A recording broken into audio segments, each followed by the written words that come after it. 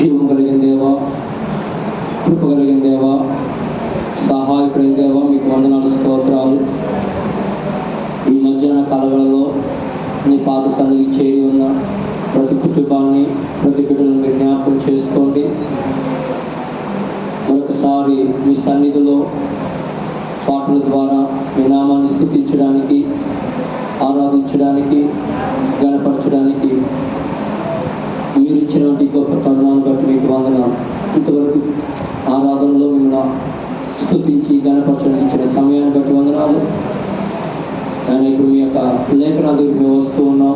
మాతో మీరు మాట్లాడండి, మమ్మల్ని బలపరచమని, సహాయం చేయమని. నీ దీని దాసుని మీ శిలువ చాటును మరుగుపరిచి మీ రక్తంతో కడిగి అయా నన్ను మీరు అయా మిమ్మల్ని కడిగి పరిశుద్ధపరిచి అయా నీ పాత్రగా నన్ను వాడుకోమని మీ దగ్గర స్థానికి మీరు తీసుకొస్తూ యేసునామమున అడుగుతున్నాము తండ్రి. హల్లెలూయా, హల్లెలూయా, హల్లెలూయా. కూర్చుందాం.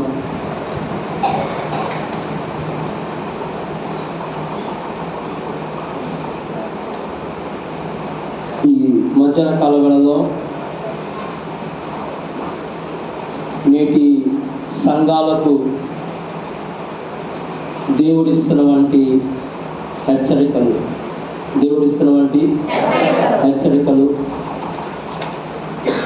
అనే వాక్యాన్ని ఈరోజు మనం ధ్యానం చేసుకుందాం.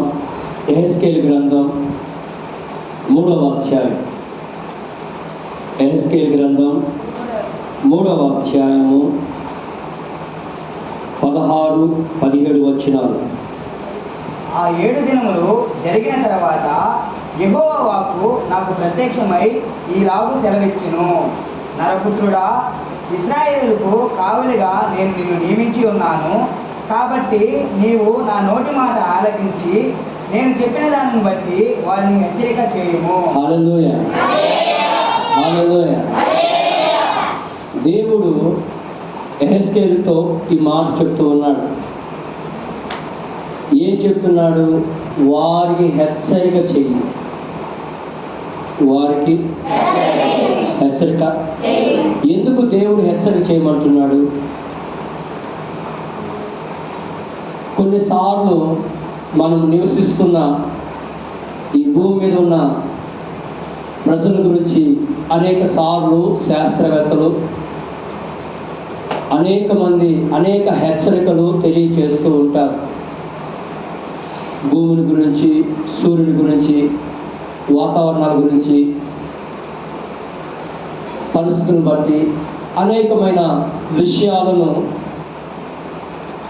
మానవులు, శాస్త్రవేత్తలు అనేక మంది హెచ్చరికలు ఇస్తూ ఉంటారు. అసలు ఈ హెచ్చరికలు దేనికి, ఎందుకు, ఎవరి కోసం? హెచ్చరిక చేయకపోతే ఏమవుతుంది అన్నదాన్ని ఈ యొక్క మధ్యాహ్న కాలంలో మనం తెలుసుకుందాం. ఏదన్నా విపత్తు, ప్రమాదం రాబోతున్నప్పుడు గవర్నమెంట్లు, అధికారులు హెచ్చరిక జారీ చేస్తారు.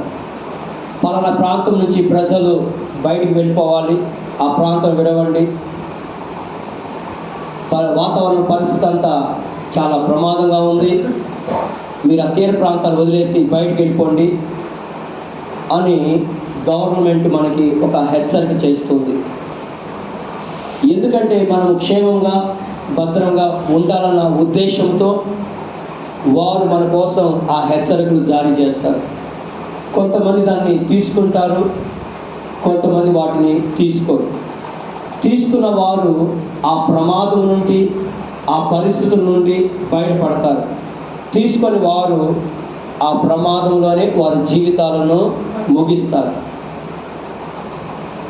మనుషులకు ఏ విధంగా అయితే ఒక మనిషిని కాపాడాలని, వారి యొక్క పరిస్థితులన్నీ మారిపోకుండా జాగ్రత్తగా ఉండాలని, వారి వాతావరణాన్ని వదిలిపెట్టి మళ్ళీ వేరే ప్రాంతానికి వెళ్ళాలని మానవుని మీద ఎంత ప్రేమ ఉందో, అలాగే దేవునికి కూడా తన సంఘాన్ని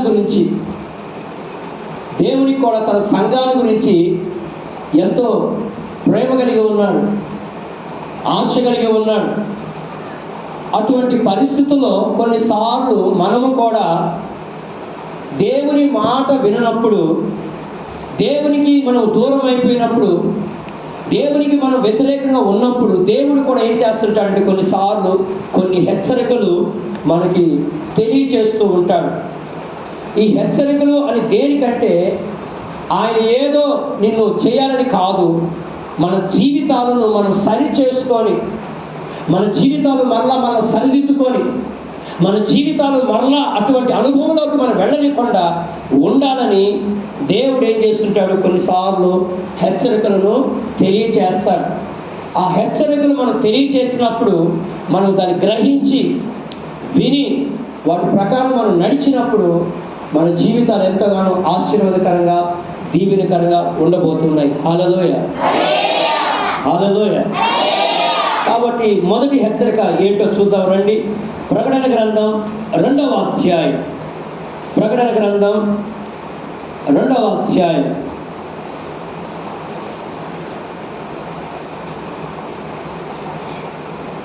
4వ వచనం. అయినను మొదట నీకుండిన ప్రేమను నీ వదిలిదివని నేను నీ మీద తప్పు ఒకటి మోపవలసి ఉన్నది. నీవు ఏ స్థితిలో నుండి పడితివో అది జ్ఞాపకం చేసుకొని మారు మనసు పొంది ఆ మొదటి క్రియలను చేయము. అట్లు చేసి నీవు మారు మనసు పొందితేనే సరే. లేని ఎడల నేను నీ యొద్దకు వచ్చి నీ దీపస్తంభమును దాని చోట నుండి తీసివేతును. హల్లెలూయ, హల్లెలూయ.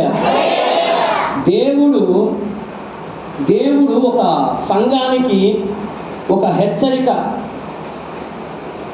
జరగబోతున్న సంగతులను, సంభవించబోతున్న సంగతులను, వారు ఆ పరిస్థితుల్లో నుంచి విడిపించబడాలని, తప్పించబడాలని, అట్టి పరిస్థితుల్లో వారు వెళ్ళకూడదని దేవుడు ఏం చేస్తున్నారు?